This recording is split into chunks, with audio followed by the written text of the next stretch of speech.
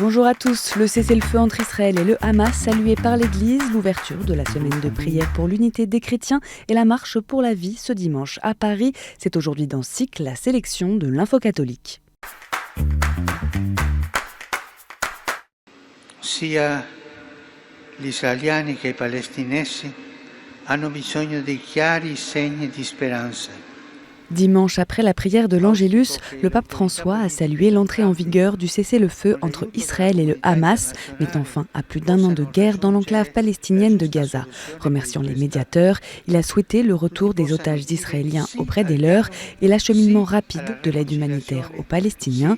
Il a appelé également à la reprise des négociations pour une solution à deux États. Samedi, à la veille de la trêve, le cardinal Pier Battista Pizzaballa, patriarche latin de Jérusalem, et le père Francesco Patton, custode de Terre Sainte, ont lancé une invitation aux pèlerins du monde entier depuis Jérusalem. Ils encouragent au retour des pèlerinages dans la région, à l'arrêt depuis le début du conflit à Gaza. Ce samedi a débuté la semaine de prière pour l'unité des chrétiens, une édition particulière en cette année où l'on célèbre les 1700 ans du concile de Nicée, premier concile œcuménique de l'histoire. De nombreuses célébrations œcuméniques se sont tenues dans les diocèses de France et du monde. À Lyon, les responsables des églises chrétiennes de France se sont retrouvés au Grand Temple pour une prière interconfessionnelle. Le thème de la semaine de prière 2025 choisi par la communauté monastique de Boz est « Crois-tu cela ?», l'occasion de méditer sur le credo que partagent les catholiques, les orthodoxes et les protestants. La semaine de prière pour l'unité se terminera le 25 janvier, fête de la conversion de Saint Paul dans le calendrier catholique. Ce dimanche, plusieurs milliers de personnes ont participé à la marche pour la vie à Paris à l'initiative de l'association du même nom. Une grande majorité des 6 000 participants, 15 000 selon les organisateurs, a revendiqué appartenir à la génération Pro-Vie, illustrant la jeunesse du public touché par le mouvement. L'édition de cette année voulait marquer le 50e anniversaire de la promulgation de la loi Veil qui légalisait l'avortement le 17 janvier 1975. Place du Trocadéro, les manifestants ont réaffirmé leur opposition à l'interruption volontaire de grossesse, mais aussi à l'euthanasie, dénonçant la reprise annoncée du débat sur la loi sur la fin de vie. Dimanche soir, le pape François a participé pour la 3e fois en duplex à l'émission Che Tempo Che Fa, un talk-show populaire en Italie. Interrogé sur la place des femmes dans l'Église, François a révélé que la religieuse Raffaella Petrini, actuelle secrétaire générale du gouvernorat de la Cité du Vatican, en prendra la présidence en mars prochain, une annonce qui intervient 2 semaines après la nomination de la première femme préfète d'un dicaster, sœur Simona Brambilla. Lors de l'émission, il a évoqué de nombreux sujets dont ses souvenirs compilés dans une nouvelle autobiographie parue la semaine dernière. En Afrique centrale, l'Église veut contribuer à la paix et à la cohésion sociale.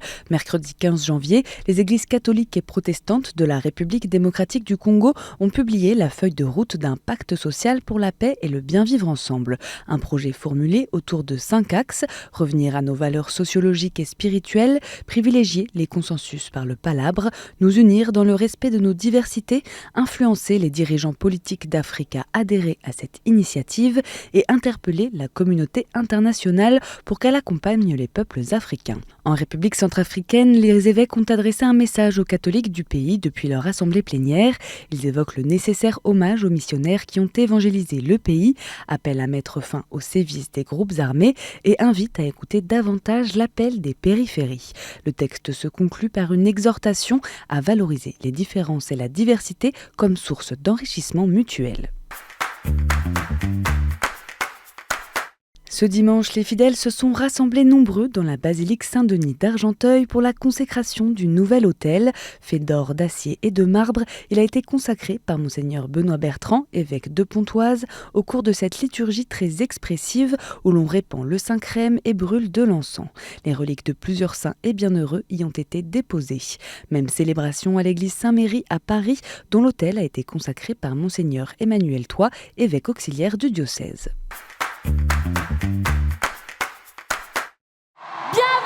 Bienvenue à Lourdes! Plus de 12 000 lycéens sont déjà inscrits pour le traditionnel rassemblement du FRAT qui aura lieu cette année à Lourdes du 12 au 17 avril.